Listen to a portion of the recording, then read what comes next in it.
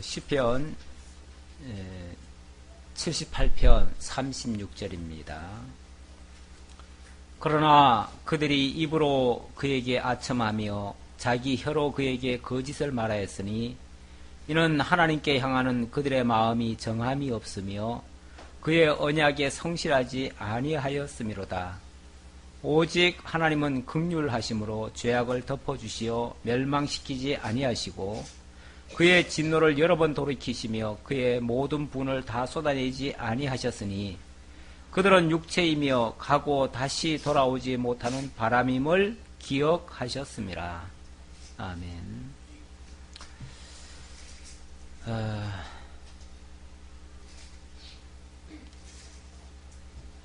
그러나 그들이 입으로 그에게 아첨하며 자기 혀로 그에게 거짓을 말하였다.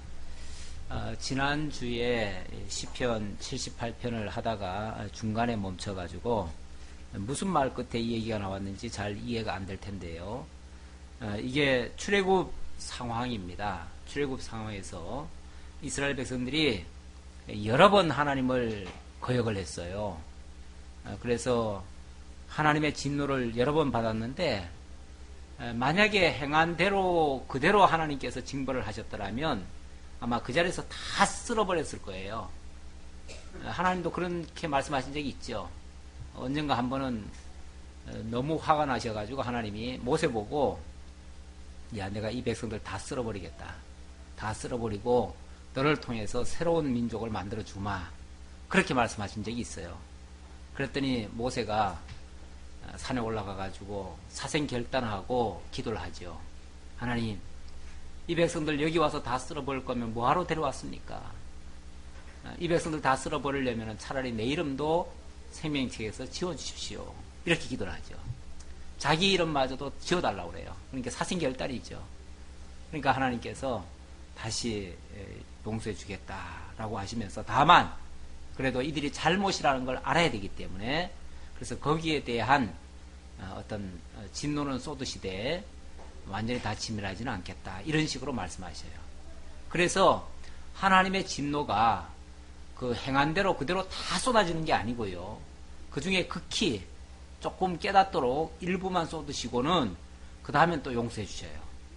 또 덮어주시고 또 덮어주시고 이러기를 한두 번이 아니거든요. 40년이 지나는 동안에 수십 번 수백 번 그렇게 식으로 하나님께서 또 덮어주시고 또 덮어주시고 그래요. 그러니까는 사람들이 생각할 때 에이 뭐 하나님 괜히 엄포만 났지 별거 아니야. 그 뭐 좀 그래도 말 안 들어도 또 하나님 또 큰소리 쳤다가 또 조금 있으면 또 다 용서해줘. 그러니까 하나님이 뭐 사람이 많아서 그럴 수도 있고 또 아니면은 하나님이 뭐 그렇다고 다 어떻게 진멸하겠어. 심지어 그런 얘기도 하죠. 하늘에서 양식 내려준다 그러니까 하나님이 무슨 능력으로 하늘 창을 내도 그거는 안 될 거야. 이런 식으로 무시하고 멸시하는 이런 말도 하죠. 그러니까 하나님께서 진노를 즉각 다 쏟아버리지 않으니까 사람들이 이게 교만해요. 그리고 자꾸만 하나님을 무시를 해요. 지금도 그렇잖아요. 지금도 행한 대로 하나님이 다 갚아버리면 아마 하나님 안 믿는 사람 하나도 없을 거예요. 다 믿을 거예요. 다 믿을 텐데 지금 안 믿는 사람들은 뭐라고 생각하냐면 하나님 있기는 어디 있어? 하나님 있으면 나오라 그래봐. 이런 식으로 나오죠. 그만큼 왜냐하면 바로바로 뭐가 없으니까 응징이 없으니까. 지금 여기도 그 얘기예요. 그들이 입으로는 그에게 아첨하며 자기 혀로 그에게 거짓을 말하였으니 이는 하나님께 향하는 그들의 마음이 정함이 없으며 하나님께 향하는 그들의 마음이 정함이 없다. 뭐가 딱 하나님 앞에 결정된 마음이 있어가지고 초지일관 변함없이 그렇게 신실함 이런 것들을 보이는 게 아니고 그때마다 달라요. 그냥 하나님이 조금 진노하시면 그때는 마치 우리가 잘못했습니다. 용서해 주세요. 한 번만 용서해 주시면 다시는 안 그러겠습니다. 그래 놓고는 조금 지나면요. 언제 그러냐는 듯이 또 과거로 돌아가고 이게 이제 정함 없는 마음이에요. 정함이 없으며 그의 언약에 성실하지 아니하였음이로다. 하나님께서 약속하신 율법 언약에 저들이 성실히 지킬 생각을 안 했다. 그럼에도 불구하고 38절 오직 하나님은 긍휼하심으로 죄악을 덮어주시어 멸망시키지 아니하시고 그의 진노를 여러 번 돌이키시며 그의 모든 분을 다 쏟아내지 아니하셨으니 그럼에도 불구하고 하나님 몰라서가 아니에요. 하나님 능력이 부족해서도 아니에요. 다 알지만 그럼에도 그들의 죄악을 또 덮어주셨어요. 왜? 왜 그랬는가? 그들은 육체이며 가고 다시 돌아오지 못하는 바람임을 기억하셨습니다. 아이고, 이거 불쌍한 거죠. 하나님 봤을 때 불쌍한 거예요. 육체들인데, 육체라는 게 원래 어디서 왔어요? 흙에서 왔어요. 흙에서 왔다가 흙으로 돌아가니까 그냥 지나가는 바람과 같은 거예요. 그래봤자 정말 별 볼 없는 그런 존재인데 내가 그런 존재를 두고 하나님이 만약에 성질대로 하나님 만약에 다 쏟아버리시면 진노를 다 쏟아버리시면은 가루도 안 남죠. 그러니까 하나님이 그 연약함을 기억하시고 그냥 분을 다 쏟질 않으셨다는 거예요. 육체이며 가고 다시 돌아오지 못하는 바람임을 기억하셨습니다. 자, 이러니 또 사람들은 그거 봐. 하나님 뭐 별 수 있어? 우리를 어쩔 거야? 여기까지 끌어내놓고 어떻게 할 거야? 이런 식으로 또 더 거만하게, 더 교만하게 이렇게 또 행동을 하더라는 거죠. 그래서 40절로부터 72절까지 출애굽에 나타난 이스라엘의 반역을 해고하면서 하나님을 찬양하는 내용인데요. 이런 생각을 하니까 자꾸만 또 반역을 하는 거예요. 어떻게 반역하는가? 그들이 광야에서 그에게 반항하며 사막에서 그를 슬프시게 함이 몇 번인가? 생각해보면 너무너무 많이 그랬어요. 한두 번이 아니에요. 몇 번인가? 그들이 돌이켜 하나님을 거듭거듭 시험하며 이스라엘의 거룩하신 이를 노엽게 하였도다. 그들이 그의 권능의 손을 기억하지 아니하며 대적에게서 그들을 구원하신 날도 기억하지 아니하였도다. 왜? 왜 그렇게 거듭거듭 그렇게 반항을 하고 대적을 하는가? 그거는 하나님의 권능의 손을 기억하지 않아서 그렇고요. 하나님이 대적에게서 그들을 구원하신 날도 기억하지 않았기 때문에 그렇다. 만약에 그걸 기억했더라면 그럴 수는 없지요.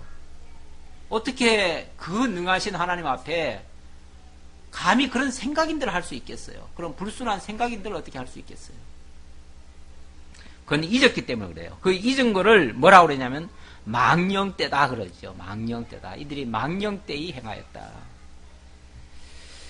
그들이 그때에 하나님이 애굽에서 그의 표적들을 소환들에서 그의 징조들을 나타내사 그들의 강과 시내를 피로 변하여 그들로 마실 수 없게 하시며 쇠파리 떼를 그들에게 보내어 그들을 물게도 하시고 개구리를 보내어 해하게도 하셨고 그들의 토산물을 황충에게 주시기도 했고 그들의 수고한 것을 메뚜기에게 주시기도 했고 이게 이제 애굽의 그 10대 재앙 때에 하신 모습이죠.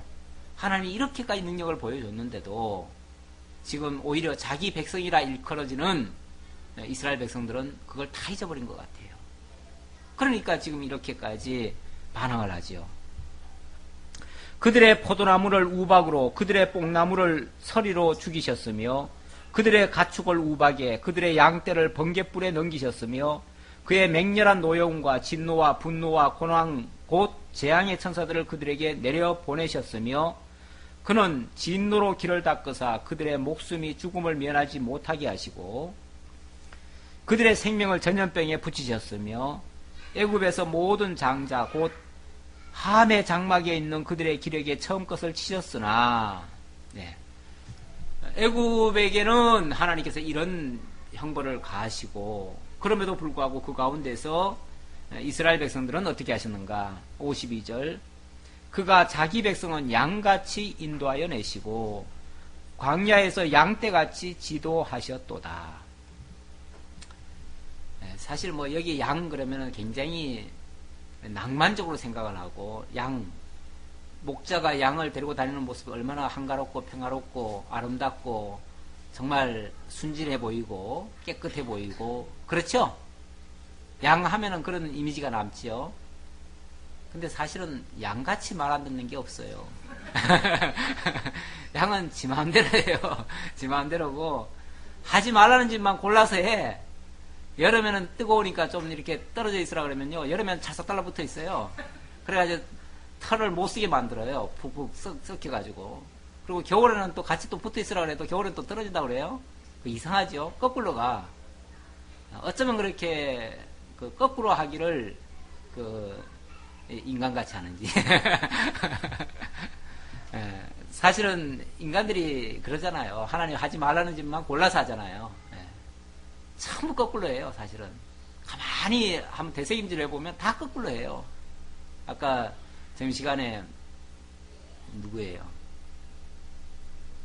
걔 누구지? 수연이. 수연이가 나한테 묻더라고요.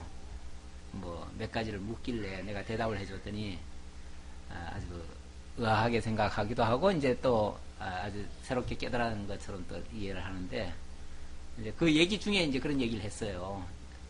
이제 다른 종교들도 어떻게 보면 다 비슷하잖아요. 내용에 들어가 보면 비슷한 것 같잖아요. 그러니까 다 하나님을 섬기고 다 좋은 선한 일을 하려고 그러고 그런 거 아니냐. 물론 꼭 그걸 얘기한 건 아닌데 그런 투로 이제 얘기를 하길래 제가 다른 종교와의 차이점을 얘기를 했죠. 다른 종교, 기독교는 하나님으로부터 온 계시 종교고, 그래서 하나님이 열어주고 보여주고 믿어지게 하는 그런 역사가 있고, 일반 종교들은 오히려 인간이 하나님을 찾아가는 종교다. 그러다 보니까 인간이 영구에서 만들었기 때문에 인간의 아주 이성에는 딱 맞을 수도 있다, 오히려. 그런데 그것이 하나님과는 오히려 반대가 된다. 거꾸로다. 그래서 인본주의가 되고 기독교는 신본주의가 된다. 그리고 인본주의의 최고봉은 일종의 바벨론 종교라 할 수 있다. 세상의 모든 종교들을 다 통틀으면 그걸 바벨론 종교라 할 수 있다. 바벨론은 인간들이 힘을 모아서 하나님을 대적하는 주의다. 그리고 그게 인본주의고 그렇다 그러면서 세계 정부를 꿈꾸고 세계를 다 통합하려고 하는 것도 어떻게 보면은 인간들의 생각들인데, 그게 하나님의 뜻과는 사실은 정반대다. 하나님은 오히려 그것을 흩으시려고 내려오셔가지고 인간들이 쌓는 것을 갖다가 막으셨다. 그런데 세상은 힘을 모아가지고 어떻게 해서든지 하나로 큰 힘을 만들어가지고 결국은 하나님을 대적하려고 한다. 1차, 2차 대전도 사실은 인간들이 아시아 쪽은 일본이 맡아가지고 통일시키고, 저 유럽은 뭐 독일이 맡아가지고 통일시키고, 뭐 이런 식으로, 그러니까 러시아나 이쪽은 독일이 이제 다 통일시키려고 했죠. 그리고 또 다른 쪽은 또 뭐 이탈리아가 또 통일시키려고 하고, 그래가지고 결국은 나중에 가면은 자기네들이 통일시켜 놓으면 자기네들끼리 또 싸워가지고 거기서 대장이 또 나와가지고 결국 하나로 전 세계를 통일하려고 한다. 그게 로마 때도 그랬고 그 모든 때가 그랬다. 그게 바벨론 운동이다. 지금도 모든 것을 다 통일하려고 하는 게 다 바벨론 운동인데, 인간들이 생각하면 얼마나 좋으냐, 얼마나 그게 맞는 것 같으냐. 근데 그게 하나님의 뜻과는 정반대다. 제가 이런 얘기를 좀 했었습니다. 인간이 하는 일들이 전부 다 하나님을 거꾸로 생각을 하고 거꾸로 반대로 놀면서 자기 딴에는 또 잘한다고 생각해요. 그러니까 얼마나 이게 차이가 많은지 몰라요, 하나님 볼 때와. 그런데 이렇게 미련하고 어리석은 그런 양을 고집불통인 양을 하나님이 자기 백성으로 여기시고 인도하여 내셨다. 그리고 양떼같이 지도하셨다. 하나님이 그걸 그냥 탓하지 아니하시고 다 그냥 고치시고 다듬으시고 이래가지고 결국은 교육을 시켰다는 거죠.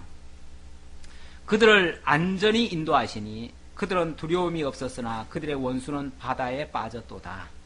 그들을 그의 성소의 영역 곧 그의 오른손으로 만드신 산으로 인도하시고 또 나라를 그들의 앞에서 쫓아내시며 줄을 쳐서 그들의 소유를 분배하시고 이스라엘의 지파들이 그들의 장막에 살게 하셨도다. 이게 이제 민수기를 지나서 이제 사사기 아니 여호수아로 들어가 가지고 하나님께서 땅을 약속의 땅 가나안을 정복하고 그 땅을 분배해 가지고 살게 하신 그런 모습이죠. 그러나 그들은 지존하신 하나님을 시험하고 반항하여 그의 명령을 지키지 아니하며 그들의 조상들 같이 배반하고 거짓을 행하여 속이는 활같이 빗나가서 자기 산당들로 그의 노여움을 일으키며 그들의 조각한 우상들로 그를 진노하게 하였음에, 이게 이제 바로 사사기 이야기 아닙니까? 사사기 내용이 백성들이 하나님을 시험하는 내용들이었어요. 하나님이 계신가 아니 계신가, 우리 중에 하나님 계신가 아니 계신가, 이 일에 하나님이 함께 하시는가 안 하시는가 맨날 시험했죠. 그러다가 한 28번인가 얼마인가 자관 그렇게 어려움을 당했죠. 그럴 적마다 해결은 백성들이 할 수가 없었어요. 스스로는 할 수가 없어가지고 자기네들이 할 수 있는 거라고는 아우성밖에 못 쳤죠. 아우성 치니까 그제서야 하나님이 사사를 보내가지고 또 이제 해결해 주시죠. 그러니까 해결은 결국 하나님이 하셔야 되는데, 그럼에도 불구하고 계속 이렇게 하나님을 시험했다. 한마디로 말하면 사사기는 하나님 시험하는 내용들이에요. 시험하는 내용. 자, 59절입니다. 하나님이 들으시고 분내어 이스라엘을 크게 미워하사 사람 가운데 세우신 장막 곧 실로의 성막을 떠나시고 그가 그의 능력을 포로에게 넘겨주시며 그의 영광을 대적의 손에 붙이시고 그가 그의 소유 때문에 분내사 그의 백성을 칼에 넘기셨으니, 그가 그의 소유 때문에 분내사 그의 백성을 칼에 넘기셨다. 그래서 그들의 청년은 불에 살라지고 그들의 처녀들은 혼인 노래를 들을 수 없었으며 그들의 제사장들은 칼에 엎드러지고 그들의 과부들은 애곡도 하지 못하였도다. 사람이 죽어도요 애곡도 못해요. 이게 이제 전쟁 상황이죠. 전쟁이라는 거, 사실 우리는 뭐 전쟁을 직접 겪은 세대는 아니고 전쟁 후에 그 영향을 받은 세대이긴 합니다만은 어쨌든 직접 안 겪었기 때문에, 지금 직접 안 겪은 세대들이 전쟁의 무서움을 몰라가지고 전쟁 뭐 불사론까지 많이 내세웁니다. 그래서 여차하면은 우리도 한판 붙자. 이제 뭐 성경에 보면은 그 다윗의 군사와 그 누굽니까? 그 북쪽의 군사들이 뭐라고 그러냐면 우리 장난치자 이런 말을 해요. 장난치자. 그 영어로 말하면 게임이거든요. 게임하자 그 말이에요. 그게 이제 좋은 말로 했을 때 장난이지 그게 장난이 아니잖아요. 그게 전쟁이에요. 전쟁. 우리 전쟁하자는 얘기예요. 전쟁을 선포하면서 뭐라고 그러냐면 장난처럼 여겨요. 요즘 젊은 세대들이 하도 게임을 맨날 게임에서 전쟁놀이 하잖아요.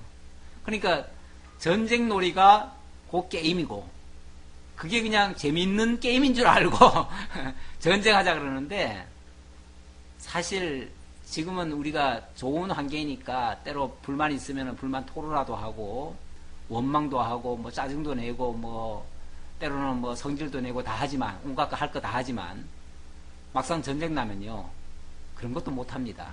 그렇죠? 당하는 대로 당해야 되고 죽으면 죽어야 되고 꼼짝 못 합니다. 억울한 일 당해도 그때는 아무 하소연도 할 수 없어요. 오죽하면 얼마 전에 포스터에 보니까 그런 포스터가 있더라고요. 아무리 나쁜 평화라도 전쟁보다는 낫습니다. 뭐 이렇게 표에 써 있더라고요. 사실 전쟁을 안 겪어서 무서운 줄 모르지 전쟁보다는 그래도 나쁜 평화라도 평화가 낫다는 거죠. 물론 그건 뭐 어떻게 보면 소극적으로 얘기할 수도 있는데, 그만큼 전쟁의 무서움을 지금 제가 한번 상기시켜 보는 겁니다. 지금 이스라엘 백성들이 하나님께서 지금 그렇게 말 듣지 않는 백성들을 좀 깨우쳐 주려고 대적에게 붙였어요. 그래서 청년들도 칼에 무너지게 하고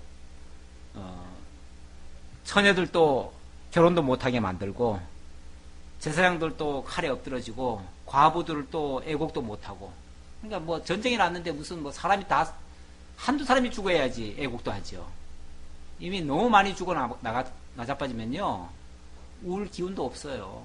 우는 게 아니라 빨리 도망가야 돼. 가족이 죽어도 그거 살리려고 붙들고 있는 게 아니라 안 도망가면은 자기도 죽어요. 그러니까 그냥 울면서라도 도망을 가야 되지. 그거 지금 뭐 한가하게 울고 있을 수가 없어요. 그게 전쟁의 모습이거든요. 그게 실제 전쟁의 모습이거든요. 이런 모습을 하나님께서 보여주셨다는 거예요. 사실 하나님이 참 별의별 거리를 다 보여주시고 다 겪게 하셨죠. 이스라엘 백성들에게. 그때에 주께서 잠에서 깨어난 것처럼 포도주를 마시고 고함치는 용사처럼 일어나사 그의 대적들을 쳐 물리쳐서 영원히 그들에게 욕되게 하셨도다. 또 요셉의 장막을 버리시며 에브라임 지파를 택하지 아니하시고 오직 유다 지파와 그의 사랑하시는 시온산을 택하시며, 이거는 이제 역사 속에서 하나님의 말씀을 떠났던 북이스라엘은 하나님께서 완전히 망하도록, 일찍이 완전히 망하도록 그렇게 하셨죠. 그러는 가운데서도 그래도 하나님께서 남쪽 유다는 보호를 하셨어요. 지금 그 장면을 이야기를 하는 거예요. 그의 성소를 산의 높음같이 영원히 두신 땅같이 지으셨도다. 그 이유는 거기에 성소가 있고 거기에 하나님이 함께 하신다고 하는 어떤 징표가 있어서 그래요. 그러니까 하나님이 함께 하시는 곳은 하나님이 보호하신다. 이런 이제 뜻이 담겨져 있고요. 하나님을 떠난 자들에게는 하나님이 함께 하지 않는다라고 하는 그런 것을 지금 보여주느라고 그렇게 역사를 하셨다는 거예요.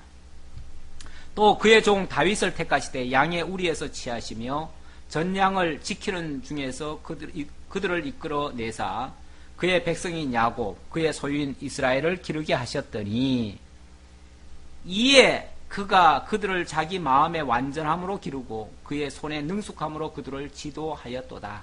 이렇게 하나님이 자기 백성들을 때로는 환난 가운데 때로는 시련 가운데 연단 가운데 두시면서 자기 백성들을 교육시키고 지도하셨다. 이게 당신 백성들을 훈련시키고 교육시키는 그런 하나의 방법으로서 이런 과정을 거쳐왔다라고 하는 그런 내용입니다. 그래서 결과적으로는 이것이 하나님을 찬양케 하시는 그런 내용이라는 거예요. 자, 그래 놓고 79편부터 83편까지는 구원을 바라는 간구십니다. 자, 지금 선민나라 분국대라고 큰 지금 주제는 말씀을 드렸고요. 그 중에서 공의에 대해서 간구를 하는데, 공의라고 하는 것은 불의할 때의 공의가 드러나는 거예요. 그러니까 불의한 상태에 놓여 있으면서 하나님의 보호를 간구하고 또 구원을 간구하는 그런 내용이다. 그렇게 이해하시면 되겠고요. 자, 지금부터는 구원을 바라는 간구십니다. 당연히 어려운 환경 속에서의 구원을 바라는 거죠. 자, 어떤 환경에서 구원을 바라는가? 먼저 79편에 보니까 패망한 예루살렘의 처참한 모습을 토로하면서 구원을 간구하는 장면입니다. 본문의 그 배경은 언약자손 유다가 바벨론에 패망하고 성전이 무너지며 포로로 잡혀가는 처참한 광경을 토설하면서 정말 우리들은 어찌 보면 마땅히 죄의 형벌을 받아야 되겠지만 그래도 주의 이름을 위해서라도 구원해 달라고 하는 그런 기도입니다. 그래서 그냥 단순히 우리 살려주세요 하는 소리가 아니라 하나님의 이름을 위해서 이렇게 구원해 달라고 간구하는 내용이에요. 하나님이여, 이방 나라들이 주의 기업의 땅에 들어와서 주의 성전을 더럽히고 예루살렘이 돌무더기가 되게 하였나이다. 지금 바벨론이 침략을 받았어요. 제가 이번에 상영회를 준비하면서 다니엘을 보느라고 다니엘을 좀 하려고 하는데, 그러다 보니까 다니엘이 이게 역사적 배경이 굉장히 많습니다. 그것도 범위도 굉장히 넓어요.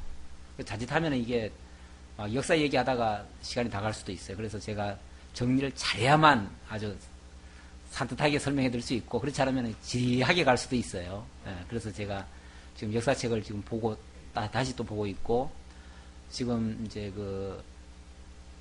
여러 가지 배경 연구를 좀 하고 있습니다. 하다 보니까 정말 이스라엘이 패전할 때 그때 모습 너무너무 처참하고 너무 정말 비참해요. 비참하기가 말도 못해요.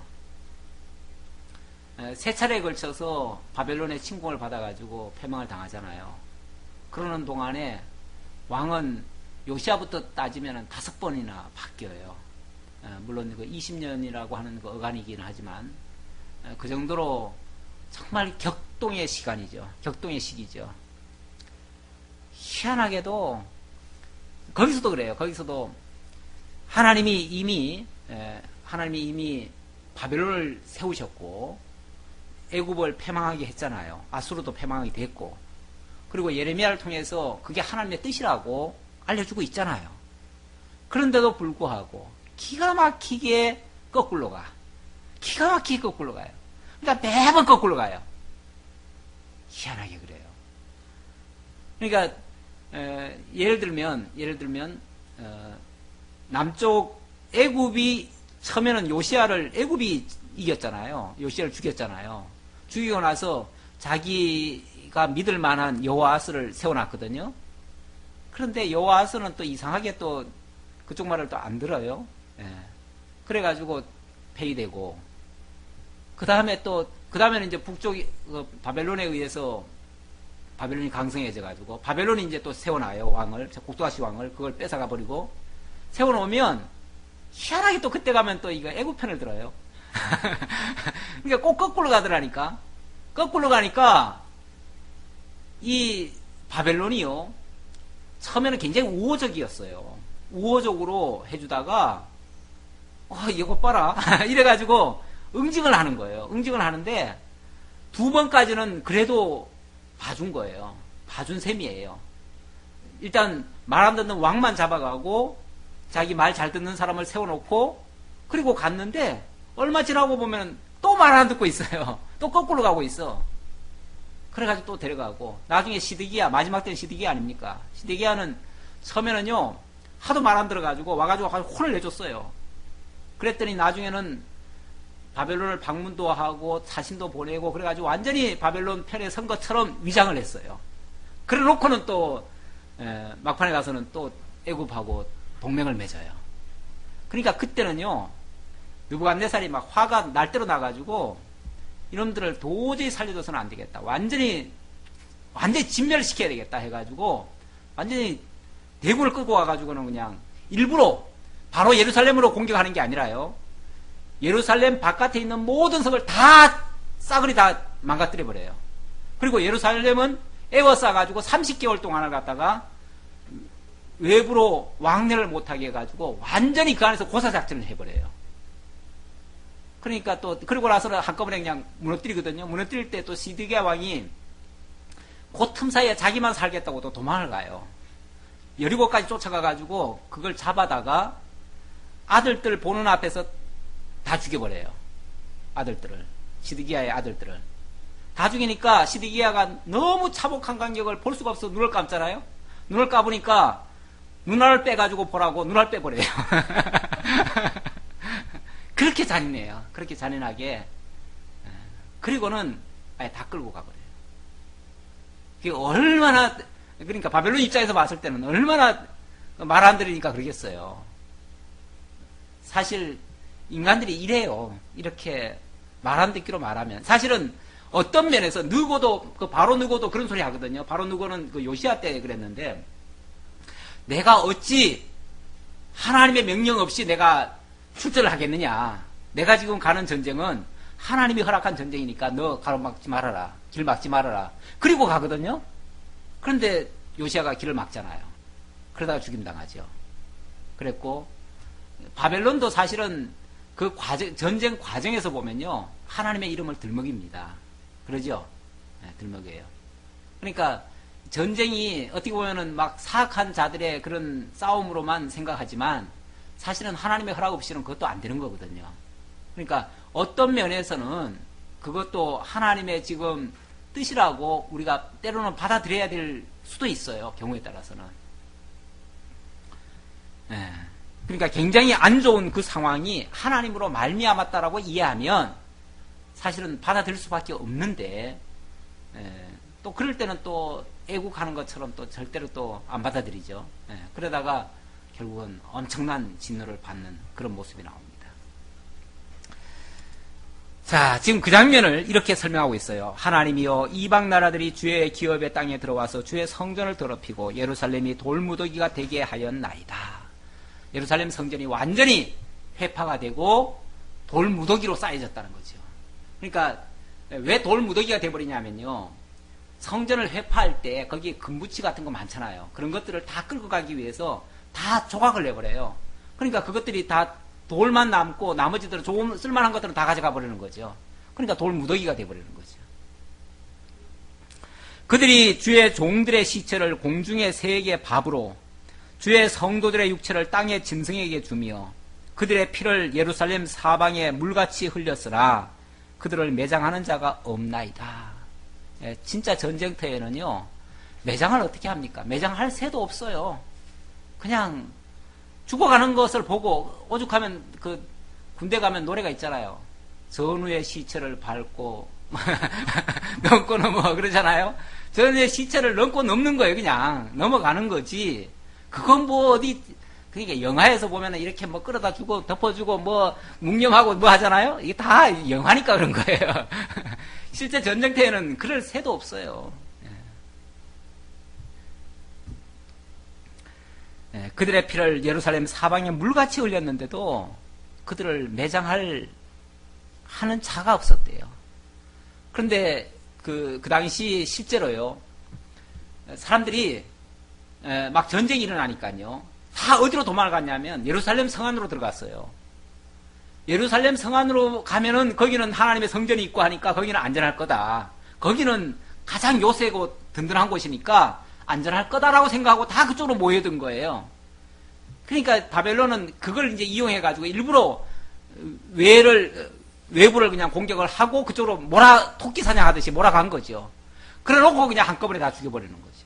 그러니까 거기에 시체가, 흘리는 피가 마치 강을 이루듯이 그렇게 흘러가는 거죠. 우리는 우리 이웃에게 비방거리가 되며 우리를 애워싼 자에게 조소와 조롱거리가 되었나이다. 예. 이렇게 해서 정말 조롱거리가 되었다. 뭐 자기네들이야 어찌 보면은 죄값으로 당한 거니까 당연하다고 여기는데, 그 원수들만 살판 났죠. 원수들만 얼마나 그거 가지고 조롱을 해대겠어요.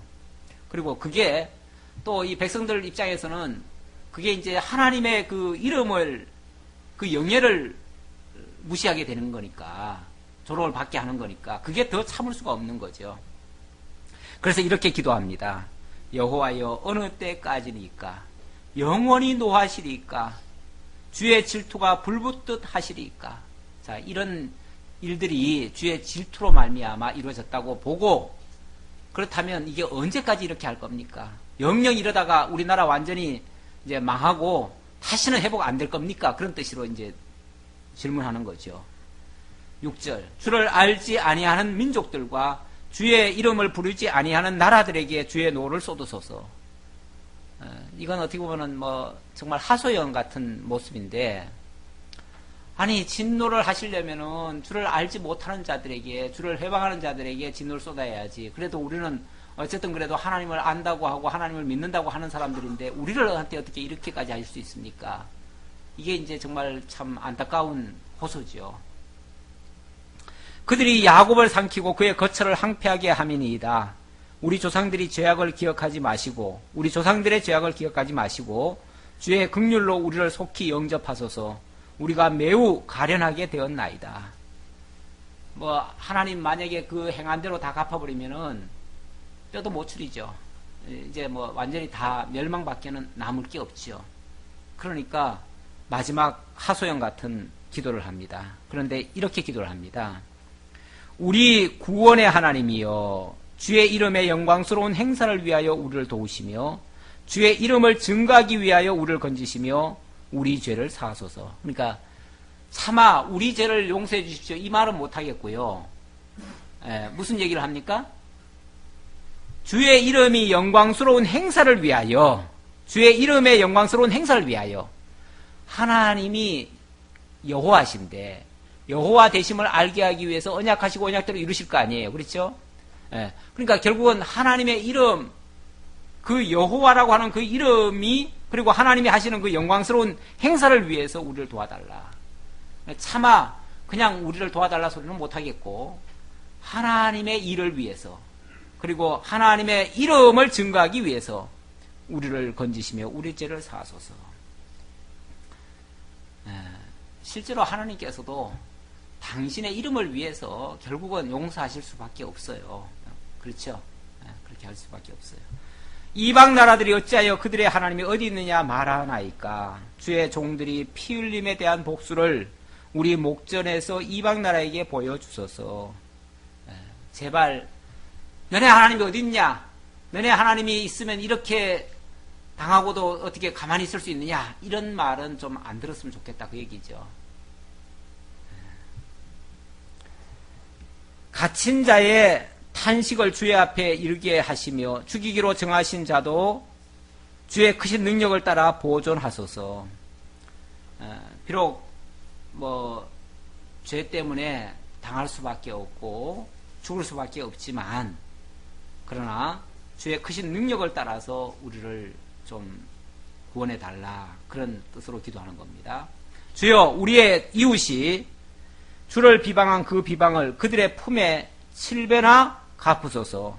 우리는 주의 백성이요 주의 목장의 양이니 우리는 영원히 주께 감사하며 주의 영예를 대대에 전하리이다. 이렇게 하시면, 그 말이에요. 이렇게 하시면 우리가 주의 백성이고 목자의 양으로서 영원히 주께 감사하며 주의 영예를 대대에 전하겠나이다 라고 서원하는 말입니다. 마지막 장면은 그렇게 기도하면서 그렇게 이루어 주시면 우리가 그 주의 이름을 영영히 대대에 전하겠습니다 라고 서원을 했습니다. 여기도 주의 백성이요 주의 목장의 양이다, 이렇게 얘기를 했는데, 바로 이스라엘 백성들은 잘하든 못하든 어쨌든 하나님이 기르시는 양들입니다. 하나님이 목자이십니다. 목자가 양이 잘나서가 아니라, 양이 착해서가 아니라, 양이 비록 고집불통이고 잘못된 길을 가지만은 그래도 목자가 어쨌든 그래도 양들을 좋은 곳으로 인도해 주실 거라고 하는 그런 믿음 가지고 이런 표현을 하고 있습니다. 자, 그 다음 80편인데요. 80편은 돌이키시고 얼굴빛을 비추어서 구원해 주시기를 간구하는 내용인데요. 결국 이런 상황에서 기도는 하나님의 돌이키심이죠. 하나님의 얼굴빛을 돌이키심이죠. 그래서 하나님이 얼굴을 돌려달라고 그렇게 기도합니다. 사실 우리 얼른 생각하면 우리가 회개할 테니까 하나님 용서해 주십시오, 우리가 회개해야 하나님이 용서해 주신다, 이렇게도 말할 수 있겠지만, 그런데 기독교는 철저하게 하나님주의잖아요. 그렇죠? 하나님 우선주의잖아요. 그러니까 돌이키는 부분도 어떤 면에서 우리가 먼저 돌이킬 수 있는 게 아니고 하나님이 먼저 우리에게로 향하셔야죠. 그래야 우리가 하나님 앞에 나아갈 수가 있어요. 그래서 하나님이 얼굴빛을 우리 쪽으로 돌려달라고, 그러면 우리가 정말 하나님 앞에 회개하겠나이다, 이런 식으로 하는 내용입니다. 자, 80편 1절입니다. 요셉을 양떼같이 인도하시는 이스라엘의 목자여 귀를 기울이소서. 역시 양떼같이 인도하시는 목자라고 표현을 합니다. 여기 양떼라고 표현했을 때는 우리들은 정말 말 안 듣는 고집불통이고 정말 하나님 앞에 죄밖에 지은 것이 없습니다. 하지만 하나님 목자이시니 우리를 좀 인도해 주세요, 이런 뜻으로 사실은 표현한 거예요. 그룹 사이에 좌정하신 이여 빛을 비추소서. 그룹 사이에 좌정하셨다는 말은 심판자로서, 공의의 심판주로서 그 자리에 계신 분이죠. 그러니까 그분이 허락하시면, 원하시면 얼마든지 상황이 반전될 수도 있고 모든 게 다 고쳐질 수도 있죠. 그러니까 하나님이 이제 우리 쪽을 향해서 좀 얼굴을 비춰주십시오. 물론 무서운 눈으로 비추시면은 무섭죠. 그러면 뭐 용서도 못 받고 오히려 진노만 당하죠. 그러나 여기 이제 얼굴 비춰달라는 말은 결국 이건 자비를 베풀어 달라는 얘기겠죠. 당연히. 에브라임과 베냐민과 므낫세 앞에서 주의 능력을 나타내사 우리를 구원하러 오소서.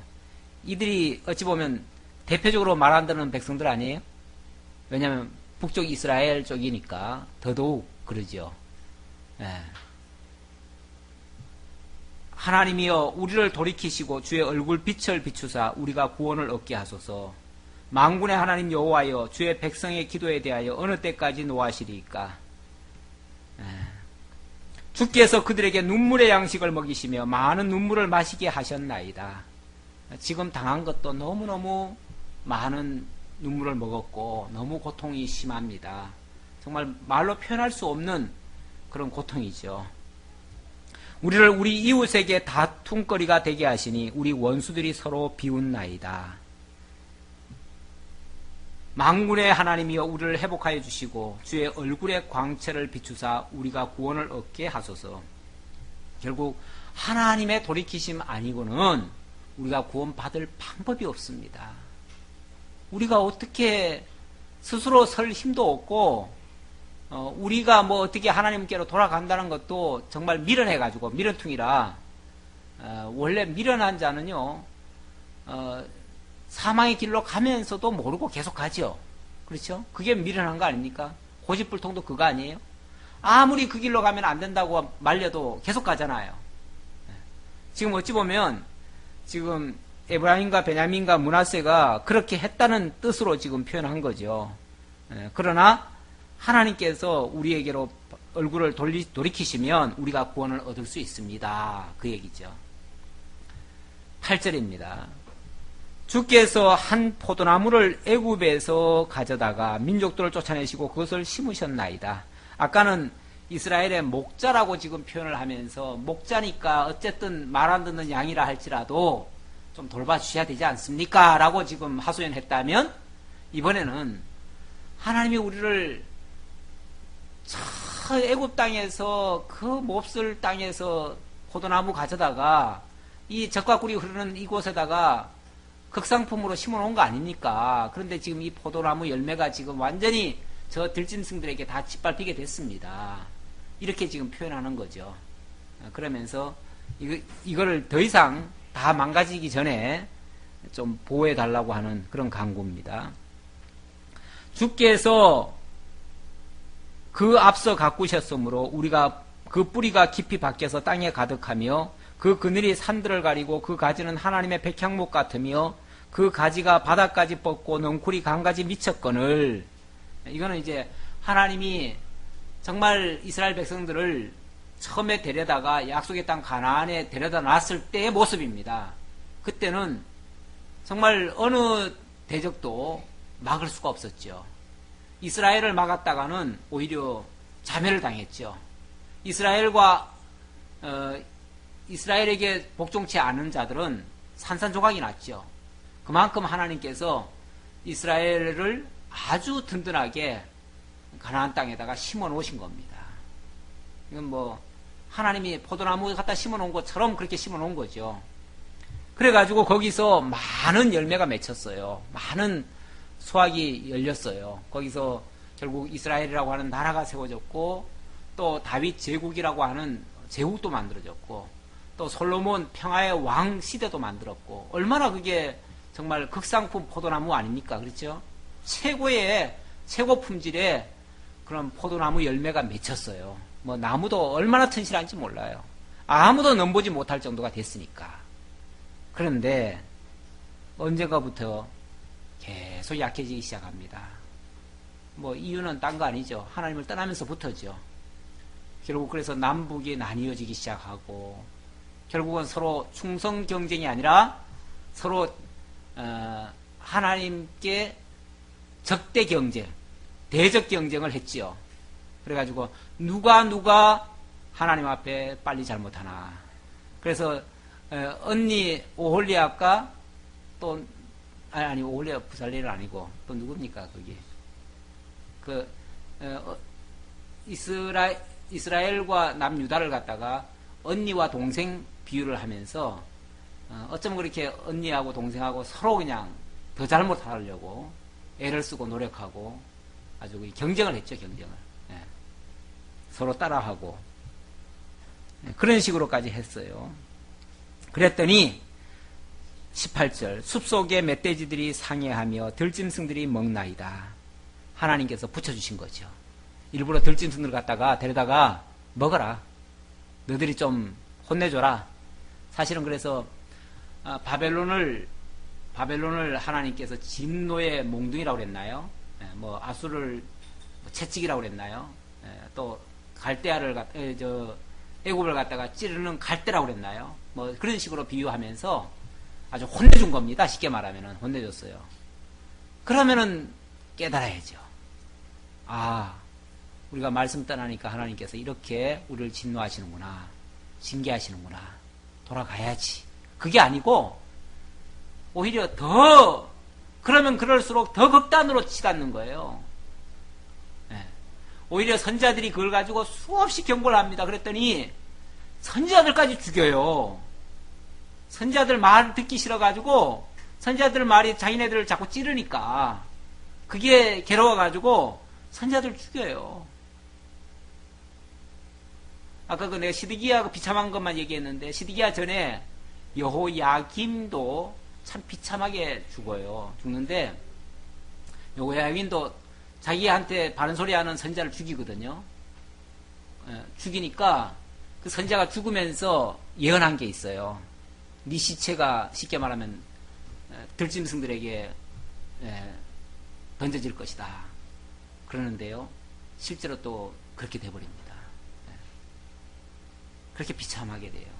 그러니까 선지자들 말 그대로 돼요. 그대로 되는데 그렇게 하나님이 정말 참 풍성하게 아름답게 아주 경강하게 그렇게 만들어 놨는데 완전히 그걸 모르니까 결국은 멧돼지들한테 들짐승들한테 다 먹히게 해버렸다는 거죠.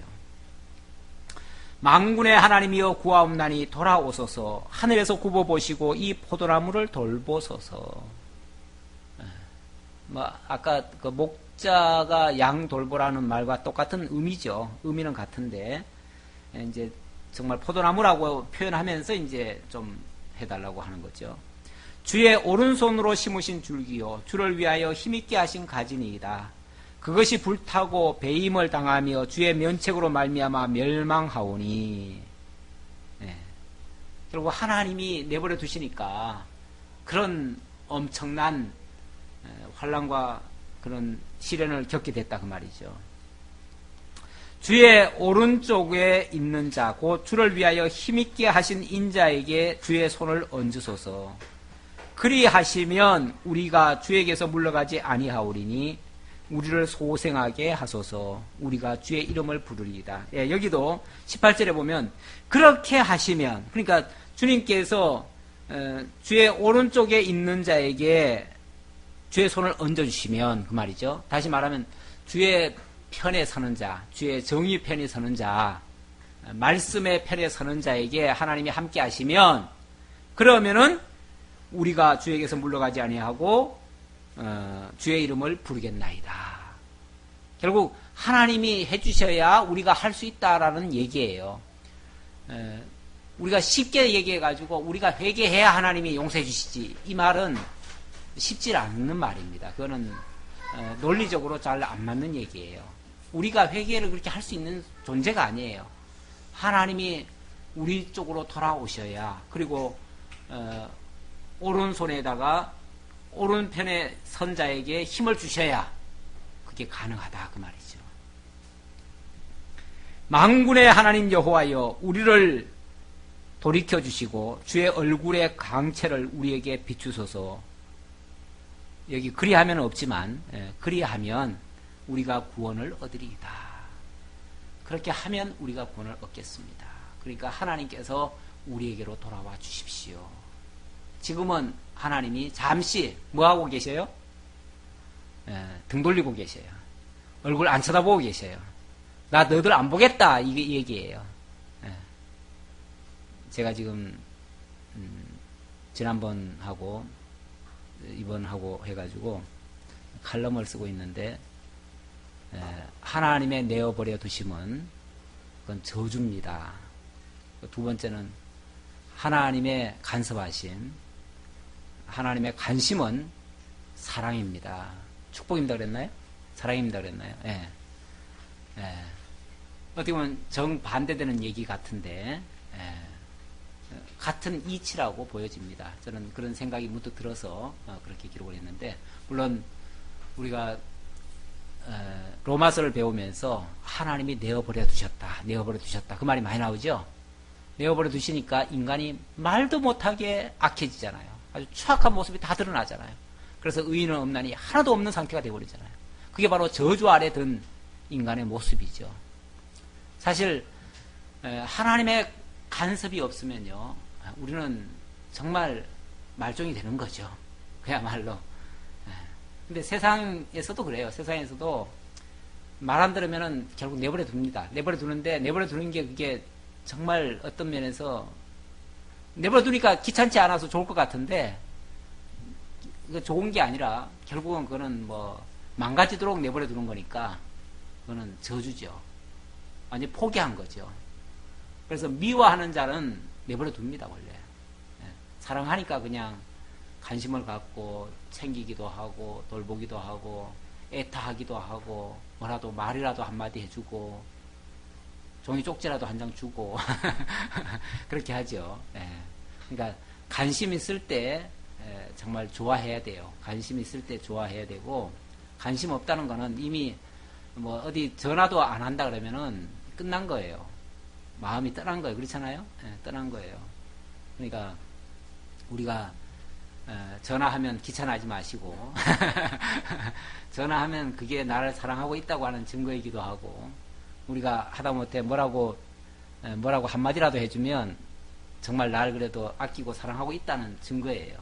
그러니까 이렇게 다 좋게 생각하셔서 하나님의 간섭하심도 좋아하시고 사람들의 그 참견도 좋아하시고, 그러나 물론 지혜롭게 해야 되겠지만, 그래서 늘 서로 관심을 갖고 서로 존중하고 이해하고 이러는 가운데서 함께 하나님 경외하는데 함께 힘을 북돋아 줄 수 있는 우리 모두가 됐으면 좋겠습니다. 기도하겠습니다. 하나님 고맙습니다. 하나님께서는 자기 백성들을 마치 양떼처럼 또 포도나무 열매처럼 이렇게 인정하시고, 정말 목자가 양을 돌보듯이 최선을 다하지만 양들은 어리석게도 자기 고집을 피우며 자기 마음대로 가려고 하는 그런 습성이 있습니다. 아버지 하나님, 우리가 하나님의 뜻을 때로는 이해하지도 못한 채 내 생각, 내 고집대로 하려고 할 때가 얼마나 많은지 모릅니다. 그럴 때 하나님께서 우리를 깨우쳐 주시려고 때로는 어려움으로 인도하시기도 하고 또 우리에게 또 징계를 주실 수도 있는데, 그럴 때 겸손히 받아들이는 것이 아니라 오히려 섭섭해하고 힘들어하고 고통스러워하는 그러한 모습들이 우리들에게도 있었습니다. 아버지 하나님, 언제 어느 때라도 하나님의 섭리를 바르게 이해하고 하나님의 뜻에 따라 순복하고 순종할 수 있는 참으로 믿음의 사람들 다 될 수 있도록 하시고, 또 그 믿음 가지고 어떠한 환경 조건도 다 극복해낼 수 있는 그러한 성숙된 신앙인들 다 될 수 있도록 함께해 주옵소서. 함께해 주심을 감사드리오며 예수님의 이름으로 기도하옵나이다. 아멘.